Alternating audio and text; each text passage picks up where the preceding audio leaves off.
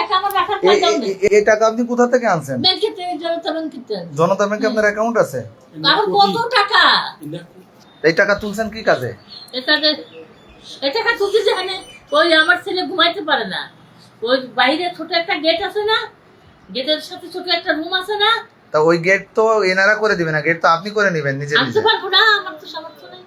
এই যে আপনার টাকা দিয়ে মিস্ত্রি এই টাকা দিয়ে আপনারা মিস্ত্রিদের দিয়ে কাজ করায় বন্ধ গেটটা লাগাই দেন, আমার তো ওইটা বুঝি না। আপনার আমি হাত দিয়ে মরবো নাই। আমার কাছে চাই লাগে না।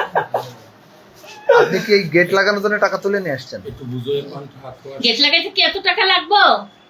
তা তো লাগবে না, তো আপনি এত টাকা দিচ্ছেন কেন? এত টাকা দিচ্ছি আপনাদের এখানে থাকি, এই জন্য দিচ্ছি। কি এদেরকে খরচ ঘরের দিচ্ছেন? মূল্য দিচ্ছি, ঘরের মূল্য। কোন ঘরের মূল্য? ওই ছোট ছোট করে মূল্য। ভারসাম্যহীন একজন মহিলা টাকা নিয়ে ইউনো অফিসে যায়। ইউনো অফিসে যাওয়ার পরে ইউনো তখন ছিল না, জাহাঙ্গীর সাহেবের রুমে যাওয়ার পরে জাহাঙ্গীর সাহেবকে টাকাটা দিয়ে আসে, যে 1 লক্ষ টাকার একটা বান্ডিল দিয়ে বলে আমার ছেলের ঘরে একটা গেট লাগাই দিবেন, আর হচ্ছে একটা ওই বড় ফুটো আছে এটা বন্ধ করে দিবেন। আসলে ওই ঘরটা ঘর না, ওটা আছে গেটের একটা পাশের একটা জায়গা। এভাবে তাকে অনেকক্ষণ বোঝানো হয়েছে যে টাকার প্রয়োজন নেই, আমরা আপনাকে ফ্রি ঘর দেবো বা ফ্রি ব্যবস্থা করে দেবো। সে কোনোভাবেই শুনে নাই, টাকাটা সে রেখে গেছে। তারপরে আমি সহ বা আরও কয়েকজনে মিলে সিদ্ধান্ত নিয়েছি যে টাকাটা আপাতত থাকুক, ইউনো মহোদয় আসার পরে তার সঙ্গে কথা বলে আমরা সিদ্ধান্ত নেওয়া যাবে যে এই টাকাটা কি করা যায়। তো এরপরে আমি চলে গেছি আমার কাজে। সন্ধ্যার সময় সে যখন জিজ্ঞেস করেছি টাকা কই, তো ওনারা ওই জাহাঙ্গীর সাহেব আর বলে যে আমি সিএর নাম জানো কি, ওই জাহিদ সাহেবের কাছে দিয়ে দিয়েছি। জাহিদ সাহেবের কাছে যাওয়ার পর জাহিদ সাহেব বলতেছে যে ইউনো মহোদয় আমাকে এবং হচ্ছে একজন মেম্বারকে দিয়ে আমাদেরকে টাকা পাঠাই দিতে, ওনাকে দিয়ে আসতে বলছে। তা বললাম মেম্বারের নাম কি? উনি মেম্বারের নাম বলতে পারে না।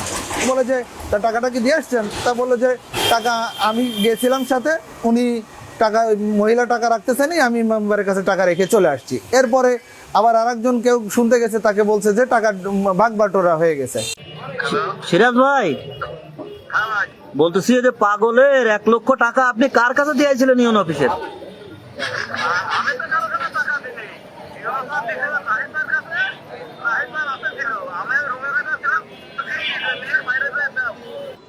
ওই সকালে ইউনো অফিসে আইছেন, বসে কথা বলবা। টাকাটা কার কাছে? বিস্তারিত বলবা না। টাকাটা কার কাছে? টাকাটা কার কাছে তা আমি কি করে বলবো?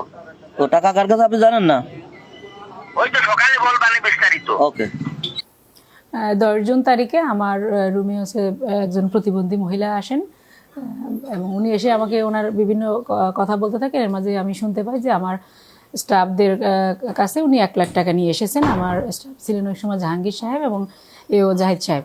তো ওনারা আমার রুমে ওই টাকাটা নিয়ে আসার সাথে সাথে আমি এখানে একজন জনপ্রতিনিধি ছিলেন সিরাজ সাহেব, ওনাকে এবং আমার জাহিদ সাহেবকে বলি যে আপনারা দ্রুত এই টাকাটা ওনাকে দিয়ে আসেন।